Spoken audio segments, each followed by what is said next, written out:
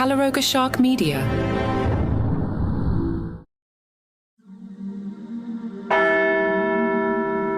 November 1st, 1478.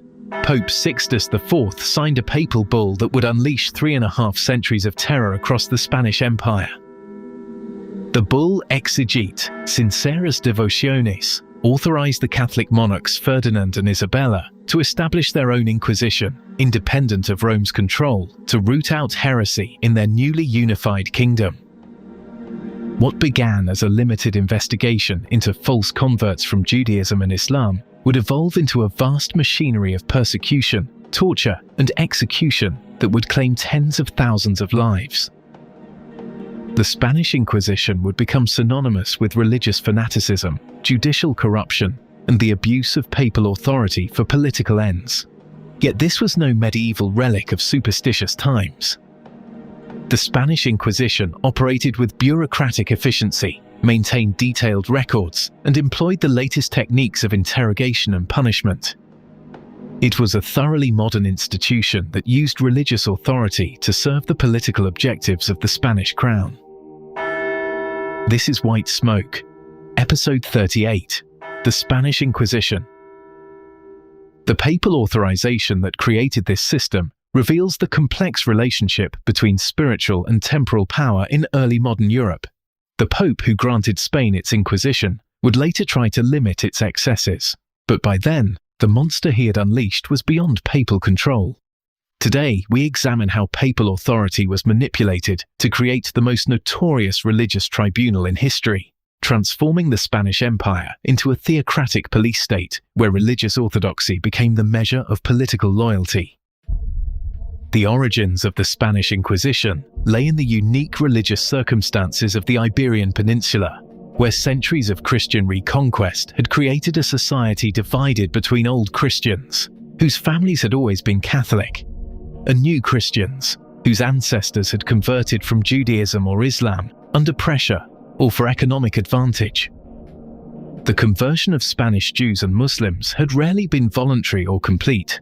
Many conversos, as Jewish converts were known, and moriscos, as Muslim converts were called, maintained their ancestral religious practices in secret while outwardly conforming to Catholic requirements. This religious duplicity created suspicion and resentment among old Christians who questioned the sincerity of forced conversions. Ferdinand and Isabella's request for papal authorization to establish their own Inquisition represented a calculated political strategy. Rather than genuine religious concern, the Catholic monarchs recognized that religious uniformity was essential for political unity in their newly consolidated kingdom, and they needed papal blessing to legitimate their persecution of religious minorities. The economic motivations underlying the Spanish Inquisition were as important as its religious justifications. Jewish conversos had accumulated significant wealth through banking, trade, and professional services, making them attractive targets for confiscation. The crown's chronic financial problems could be solved by seizing the property of convicted heretics while simultaneously eliminating potential political opposition. Pope Sixtus IV's decision to grant Spain its own Inquisition reflected his desperate need for Spanish political support in Italian affairs, rather than theological conviction about the necessity of religious persecution. The Pope who authorized the Spanish Inquisition was primarily concerned with securing Spanish military assistance against his enemies, not with purifying the faith. The papal bull Exigite Sinceras Devotionis contained provisions that Sixtus apparently expected would limit inquisitorial abuses. The bull required that Spanish inquisitors be appointed by the crown, but confirmed by the Pope, maintaining theoretical papal oversight over inquisitorial proceedings. Yet Ferdinand and Isabella had no intention of allowing papal interference in their domestic religious policies. Within months of receiving papal authorization, they established procedures that effectively eliminated Roman oversight while maintaining the fiction of papal approval. The Spanish Inquisition became a national institution that used papal authority while ignoring papal limitations. The appointment of Tomás de Torquemada as Grand Inquisitor in 1483 marked the beginning of systematic persecution that would define the Spanish Inquisition's character for centuries. Torquemada, himself from a converso family, brought fanatical zeal and administrative efficiency to the task of identifying and punishing suspected heretics. Under Torquemada's direction, the Spanish Inquisition developed procedures that maximized both the likelihood of conviction and the terror inspired by its proceedings. Accused heretics were arrested in secret, held incommunicado, and subjected to interrogation techniques designed to extract confessions, regardless of actual guilt or innocence. The use of torture became systematic and scientific, rather than merely brutal. Inquisitors employed three primary methods: the garrucha, which dislocated shoulders through suspension with weights; the toca, which simulated drowning through forced ingestion of water; and the potro, which stretched victims on a rack until joints separated. These torture techniques were carefully regulated to avoid immediate death while maximizing pain and psychological pressure. Inquisitors maintained detailed records of torture sessions, noting the duration of suffering and the responses extracted from victims. The systematic nature of inquisitorial torture represented a new level of bureaucratized cruelty in European legal proceedings. The confiscation of property from convicted heretics provided the economic foundation that sustained inquisitorial operations while enriching both the crown and inquisitorial officials. Accused heretics lost their property upon arrest, creating incentives for false accusations and ensuring that the Inquisition became financially self-sustaining through its own persecution.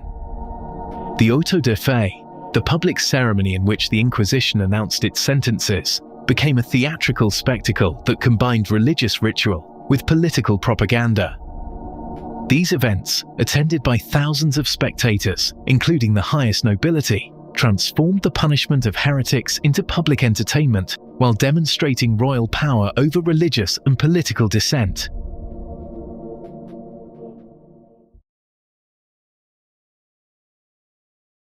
The expansion of inquisitorial jurisdiction beyond cases of religious heresy revealed the political objectives underlying Spanish religious persecution.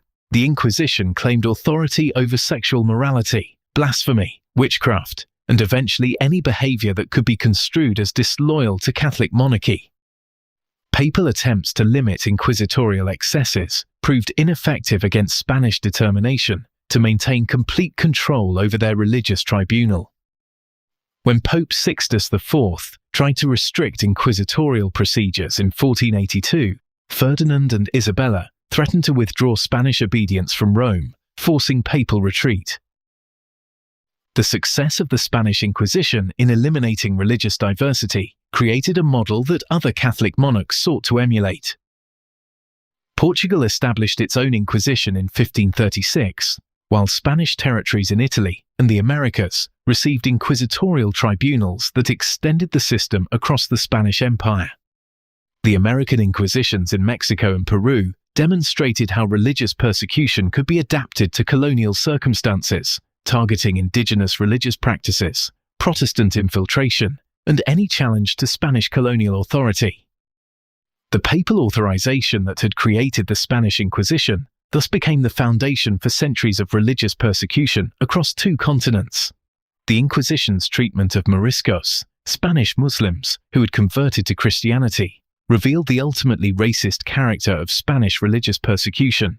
Even after generations of Catholic practice, Morisco families remained suspect because of their ancestral religion, demonstrating that religious conversion could not overcome ethnic prejudice. The final expulsion of Moriscos from Spain in 1609 represented the logical conclusion of inquisitorial policy: the elimination of religious minorities, regardless of their apparent orthodoxy. The papal authorization that had begun with investigating false converts had evolved into a program of ethnic cleansing, justified by religious authority. The intellectual effects of the Spanish Inquisition extended far beyond its direct victims to create a climate of fear that stifled creative thought and scientific inquiry throughout the Spanish Empire. The index of prohibited books maintained by Spanish inquisitors was more extensive than its Roman counterpart, effectively isolating Spanish intellectual life from European developments.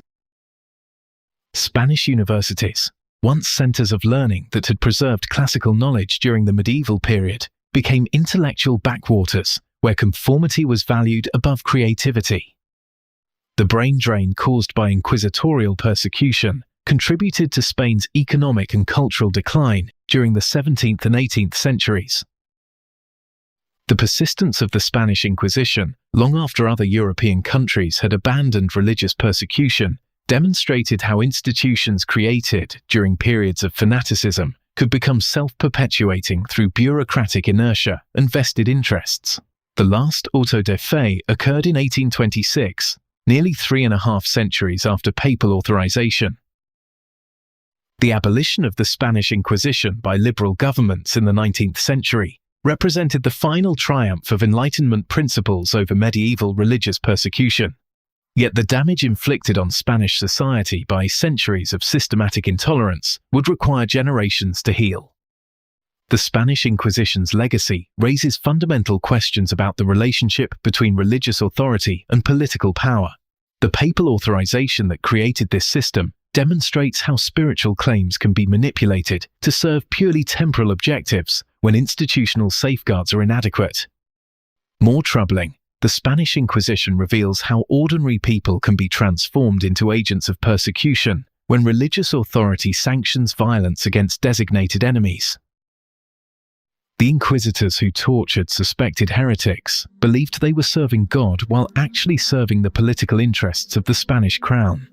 The bureaucratic efficiency of inquisitorial persecution anticipated the administrative techniques that would characterize 20th century totalitarian regimes.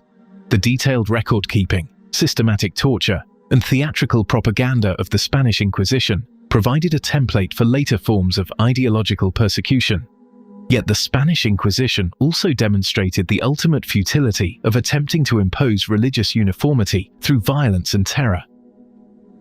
Despite centuries of persecution, Spain remained religiously diverse beneath the surface of enforced conformity, while the economic and intellectual costs of intolerance weakened the very state that the Inquisition was designed to strengthen. The papal authorization that created the Spanish Inquisition serves as a permanent reminder of how religious authority can be corrupted when subordinated to political objectives. The Pope who granted Spain its Inquisition unleashed forces that would torture and kill in the name of Christ for over 3 centuries. The Spanish Inquisition stands as perhaps the most damaging abuse of papal authority in Catholic history, demonstrating how spiritual claims can be perverted to justify systematic cruelty when institutional checks on power are eliminated through political manipulation. The thousands who died in inquisitorial prisons and the hundreds who burned at inquisitorial stakes remain permanent witnesses to the dangers of combining religious fanaticism with political power, reminding every generation that the defense of human dignity requires eternal vigilance against those who would use God's name to justify their own cruelty. White Smoke is a production of Calaroga Shark Media, portions of which were made with the help of AI narration, but still written and produced by real podcasters, Mark Francis and John McDermott.